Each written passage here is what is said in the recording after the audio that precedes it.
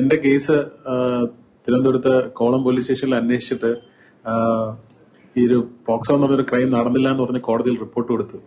അപ്പോ ഒരു എഫ്ഐആർ ഇട്ടപ്പോ വാർത്തയാക്കിയവരാരും ഒന്ന് രണ്ട് ചാനലുകൾ ഒഴിച്ച് വേറെ ആരും അത് വാർത്ത കൊടുത്ത് കണ്ടില്ല. ആരോടും പരിഭവമില്ല, കുഴപ്പമില്ല. ഞാൻ തന്നെ എന്റെ സോഷ്യൽ മീഡിയയിലിട്ട് അറിയിക്കാന്നുള്ളവരെയൊക്കെ മാക്സിമം ഞാൻ അറിയിച്ചു. അതല്ലേ എനിക്ക് ചെയ്യാൻ പറ്റുള്ളൂ.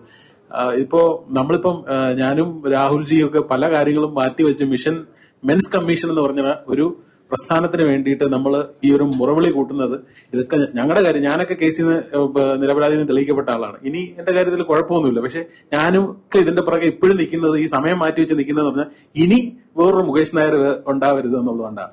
കാരണം ഒരുപക്ഷെ ഞാനൊരു UAE സിറ്റിസൺ ആയിരുന്നു. ആ സമയത്ത് കേസ് എടുക്കുന്ന സമയത്തിന് മുമ്പേ ഞാൻ ദുബായിലായിരുന്നു. അല്ലെങ്കിൽ ഒരുപക്ഷെ ഞാനും ഈ പറഞ്ഞ കണക്ക് പോലീസ് ചോദ്യം ചെയ്യലിനോ അറസ്റ്റിനൊക്കെ ഇരയാക്കപ്പെട്ടനെ. പക്ഷെ എന്തോ എന്റെ കേസ് കോടതിയിൽ വക്കീൽ പ്രസന്റ് ചെയ്ത് അപ്പോൾ തന്നെ എനിക്ക് മുൻകൂർ ജാമ്യം നൽകുകയും, അപ്പോൾ തന്നെ, കാരണം ഒരു ഒരു ഒരു ഉപാധികളും ഇല്ലാതെയാണ് എനിക്ക് ജാമ്യം നൽകിയത്. കാരണം കോടതിക്ക് കേസ് ഫസ്റ്റ് ടൈമാണ് എവർ ഹിസ്റ്ററി ഇൻ ഇന്ത്യയിൽ ആദ്യമായിട്ട് ഒരു പോക്സോ കേസിൽ കോടതി ഇങ്ങനെ ഒരു ഗ്രൗണ്ടിൽ മുൻകൂർ ജാമ്യം തന്നതാണ്. അപ്പൊ ആ ഒരു ഇത് എനിക്ക് ഒരു മെറിറ്റ് എനിക്ക് കിട്ടി. അതിനുശേഷം തന്നെ പോലീസ് അന്വേഷണത്തിൽ നിരപരാധിയാണെന്ന് റിപ്പോർട്ട് കോടതി കൊടുക്കുകയും ചെയ്തു.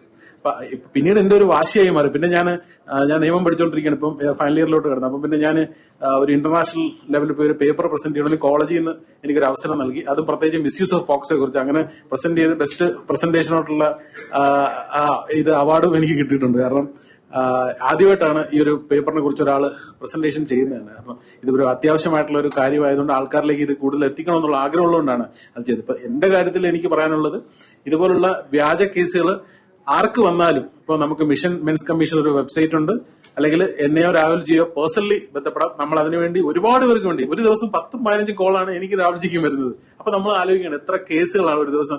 സാർ ഇത് വ്യാജ കേസാണെങ്കിൽ, അപ്പൊ വ്യാജ കേസാണെന്ന് ഉറപ്പായിട്ടുള്ളവർക്ക് തീർച്ചയായിട്ടും നമ്മൾ ഒരു വാതില് പുരുഷന്മാർക്ക് വേണ്ടിയിട്ട് തുറന്നിട്ട്, നമ്മൾ സ്ത്രീകൾക്ക് എതിരല്ല, ഒരു സ്ത്രീക്ക് എതിരല്ല, സ്ത്രീകളോടൊപ്പമാണ്, സ്ത്രീകൾ നമ്മളോടൊപ്പം ഉണ്ടാവണം. പക്ഷെ ഇതുപോലുള്ള വ്യാജ പരാതികൾ, വ്യാജ കേസുകൾ, പ്രത്യേകിച്ച് കഴിഞ്ഞ വർഷം 5997 വ്യാജ പോക്സോ കേസുകൾ, ഞാൻ പറഞ്ഞതല്ല, നാഷണൽ ക്രൈം റെക്കോർഡ് ബ്യൂറോ പറഞ്ഞതാണ്, രജിസ്റ്റർ വ്യാജ പോക്സോ കേസുകളാണ് കോടതി കണ്ടെത്തിയിരിക്കുന്നത്. വ്യാജ പോക്സോ. അപ്പം എത്ര കേസുകൾ ഫയൽ ചെയ്തിട്ടുണ്ടായിരിക്കും?